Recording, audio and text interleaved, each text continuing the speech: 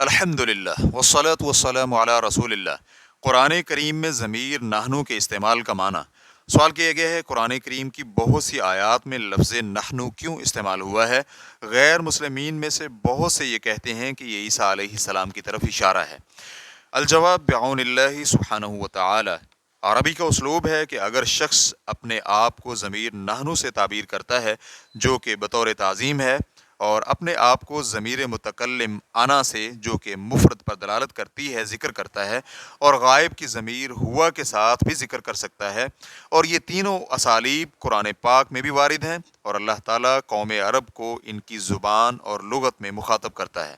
Reference کے لیے دیکھیے فتاوی اللجنۃ الدائمہ جلد نمبر 4 صفحہ نمبر 143۔ تو اللہ سبحانہ و تعالی بعض اوقات اپنے آپ کو صیغہ مفرد، ظاہر یا غائب کے ساتھ ذکر کرتے ہیں، اور بعض اوقات جمع کے صیغے کے ساتھ، جیسا کہ اللہ سبحانہ و تعالیٰ کا فرمان ہے انا فتحنا لک فتحا مبینا، ہم نے آپ کو فتح مبین عطا فرمائی، سورۃ الفتح آیت نمبر 1۔ اور اسی طرح کئی ایک اور فرامین میں بھی ایسے ہی ہے۔ اللہ تبارک و تعالیٰ نے اپنے آپ کو تثنیہ کے صیغے کے ساتھ کبھی بھی ذکر نہیں کیا، اس لیے کہ جمع کا صیغہ اس تعظیم کا متقاضی ہے جس کا وہ مستحق ہے، اور بعض اوقات اسماء کے معانی پر بھی دلالت کرتا ہے، لیکن تثنیہ کا صیغہ عدد محصور پر دلالت کرتا ہے، اور اللہ تعالیٰ اس سے مقدس اور منزہ ہے۔ ریفرنس کے لیے دیکھیے العقیدۃ التدمریہ صفحہ نمبر 75، تالیف شیخ الاسلام ابن تیمیہ رحمہ اللہ۔ اور لفظ انا اور نحنو اور جمع کے دوسرے صیغوں کے ساتھ کبھی تو شخص ان الفاظ کے ساتھ اپنی جماعت کے متعلق بات کرتا ہے، اور کبھی عظمت اور جلال والا اکیلا ہی ان کے ساتھ بات کرتا ہے،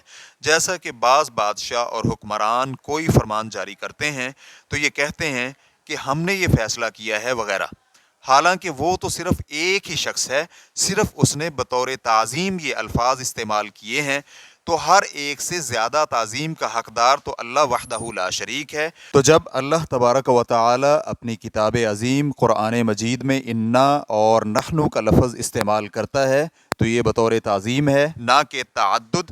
تو اگر اس طرح کی کسی آیت پر کسی شخص کو اشکال پیش آئے یا اس پر مشابہ ہو جائے تو اسے چاہیے کہ وہ اس کی تفسیر کے لیے اسے محکم آیات پر لوٹائے۔ اگر کوئی عیسائی اللہ تعالیٰ کے اس فرمان انا نحن نزلنا الذکر و انا لہ لحافظون سورۃ الحجر آیت نمبر 9، بے شک ہم نے ذکر کو اتارا ہے اور ہم ہی اس کی حفاظت کرنے والے ہیں، اس سے تعدد کا استدلال کرے یا اس طرح کی آیت کو کسی دوسری آیت سے، تو ہم اس کا رد محکم آیات سے کریں گے۔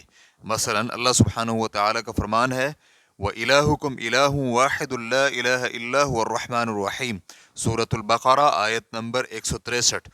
اور تمہارا الہ اور معبود ایک اللہ ہی ہے، اس اللہ کے علاوہ معبود برحق کوئی نہیں، وہ رحمان و رحیم ہے۔ اور اللہ تعالیٰ کا فرمان ہے قُلْ هُوَ اللَّهُ أَحَدٌ سورۃ الاخلاص آیت نمبر 1، کہہ دیجئے کہ وہ اللہ ایک ہی ہے۔ اور اس طرح کی دوسری آیات جو صرف ایک ہی معنی رکھتی ہیں ان میں دوسرے معنی کا احتمال ہی نہیں ہے، تو جو حق تلاش کرنے کا ارادہ رکھتا ہے اس سے شک اور التباس زائل ہو جائے گا۔ اور اللہ تبارک و تعالیٰ نے جتنے بھی اپنے متعلق جمع کے صیغے ذکر فرمائے ہیں وہ اس عظمت پر مبنی ہیں کہ جس کا وہ اللہ تبارک و تعالیٰ مستحق ہے، اور اس کے کثرت اسماء اور صفات اور کثرت جنود اور اس کے فرشتوں کی کثرت کی وجہ سے بھی۔ ریفرنس کے لیے دیکھیے العقیدۃ التدمریہ صفحہ نمبر 109، تالیف شیخ الاسلام ابن تیمیہ رحمہ اللہ، فتوی الشیخ محمد صالح المنجد۔ واللہ تعالی اعلم۔